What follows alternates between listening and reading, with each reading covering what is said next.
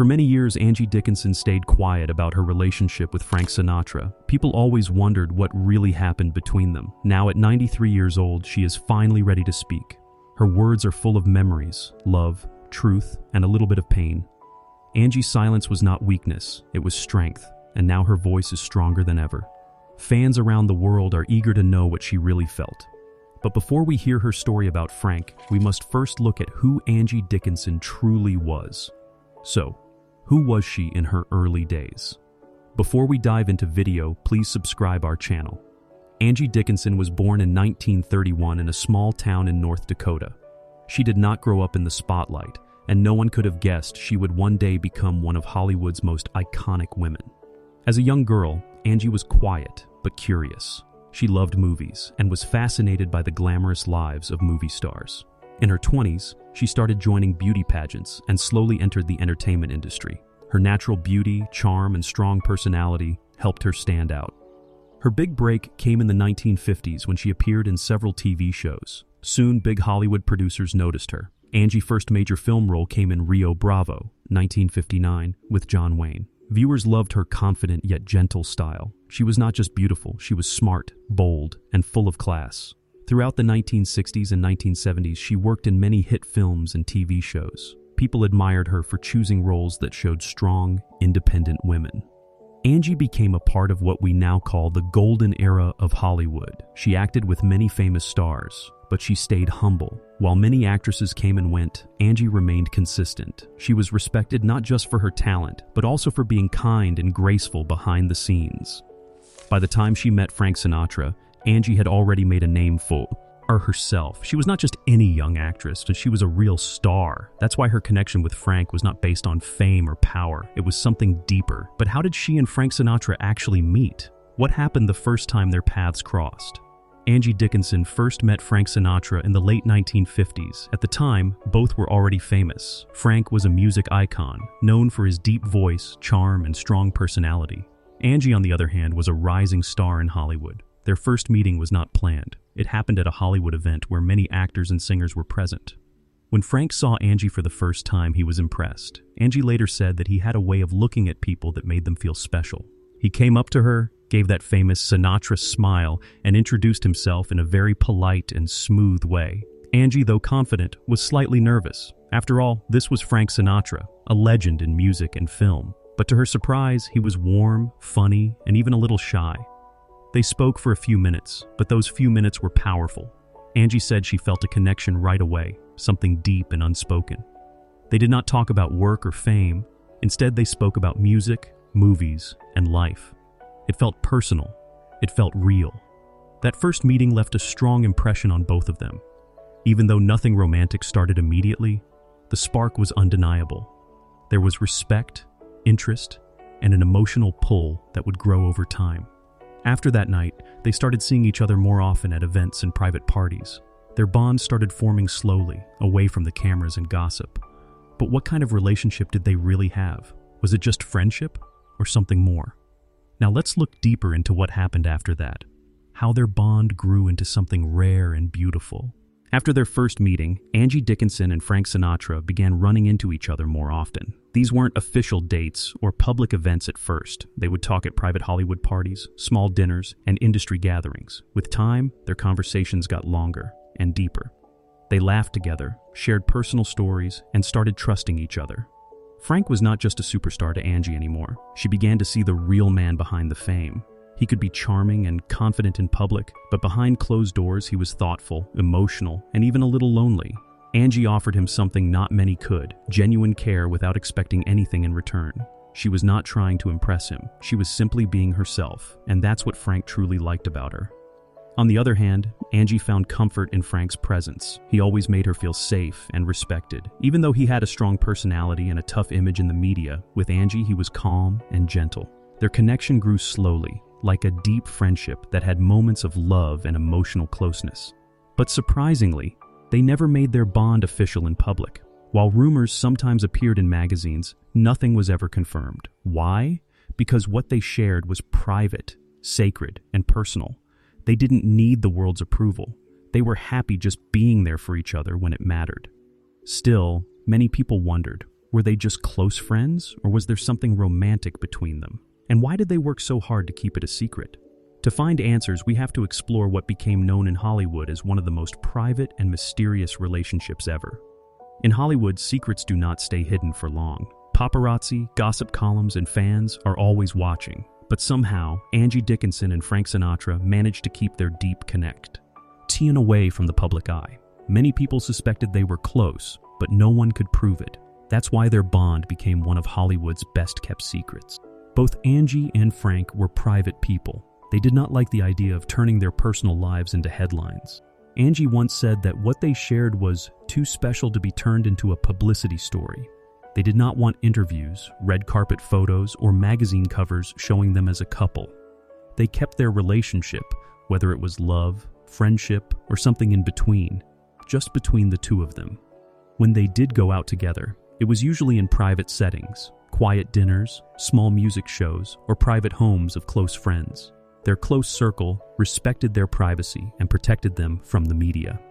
Frank was also very protective of Angie. He did not want her reputation to be damaged by false rumors or cheap gossip.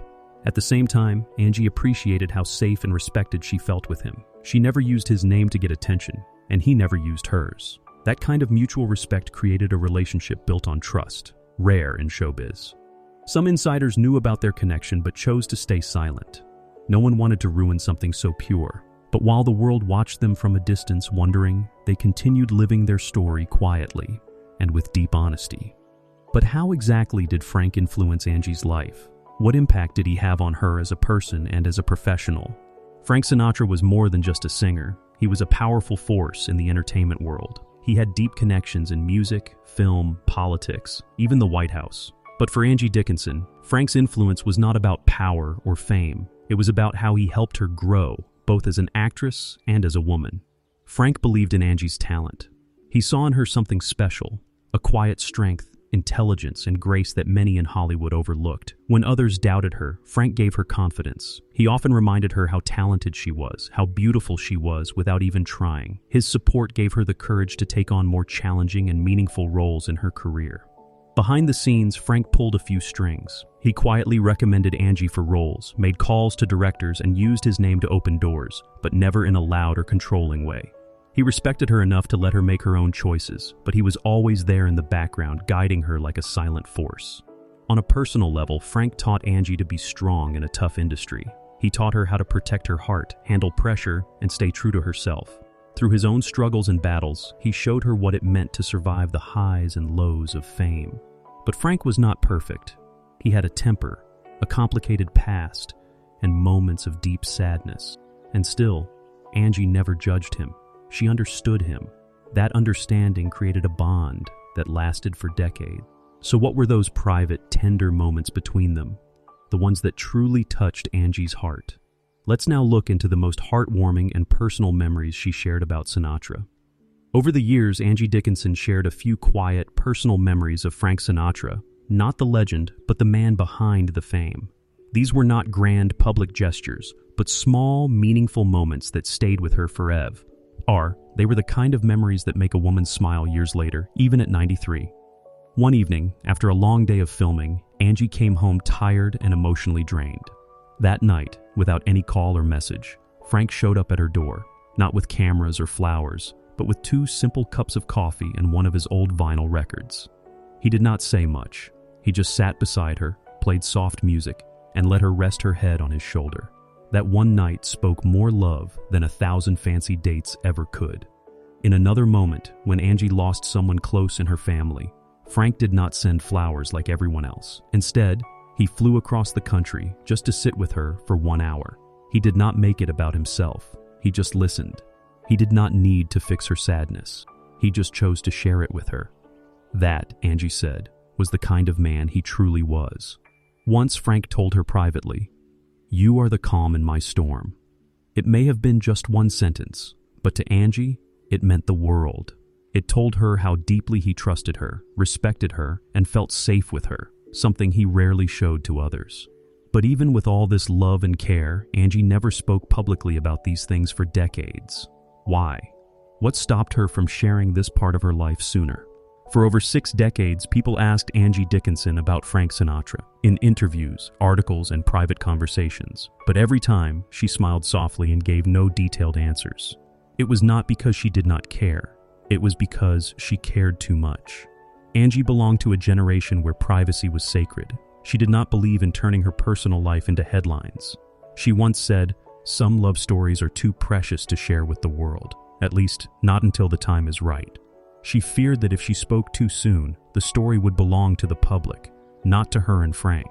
She did not want others to judge it, label it, or turn it into basic gossip. Their relationship was not perfect, but it was real, and it was hers. That's something she was not ready to give away easily. Frank was also a reason for her silence. He was a proud and private man. Angie felt that speaking publicly might have gone against his wishes. So, out of love and deep respect, she stayed silent, even when it hurt, even when everyone else was talking. But now, at 93, looking back on a full life, Angie finally feels the world should hear the truth, not for attention, but for closure. Not to create noise, but to share something heartfelt. Perhaps it's age and wisdom, or maybe it's simply time to lift the curtain on a love that quietly lived in her heart for so many years. At 93, Angie Dickinson finally speaks. Not as a Hollywood star, not as someone seeking attention, but as a woman who once quietly loved a man the world adored. Her voice is soft now, but steady. Her words carry the weight of years gone by, filled with quiet emotions she never shared before. "I was never his wife. I was never his official anything. But I was there. Through storms and sunshine, I was there," Angie says. "And he was there for me in ways the world never saw." She does not speak with regret, instead he speaks with peace. She says their story was not meant to be written in newspapers, but in the quiet corners of memory. It was not grand or perfect, but it was real. And in a world full of fake smiles and loud love stories, Angie believes what they had was something rare. She remembers his voice, not on stage, but humming softly in the kitchen. She recalls his hands, not holding a mic, but holding hers during difficult times. "He made me laugh, made me think, and made me feel seen," she says. "And in return, I gave him silence. Because sometimes, silence is the loudest form of love." After all these years, Angie does not want sympathy. She does not want a spotlight. She just wants to honor the memory of a deep bond that shaped her life. "He was not perfect. Neither was I. But we understood each other in a way that needed no explanation," she whispers. "And if I could speak to him one last time, I would simply say, thank you." And with those simple words, Angie closes the final, most intimate chapter of her story, one that stayed alive in silence, and now, finally, in truth.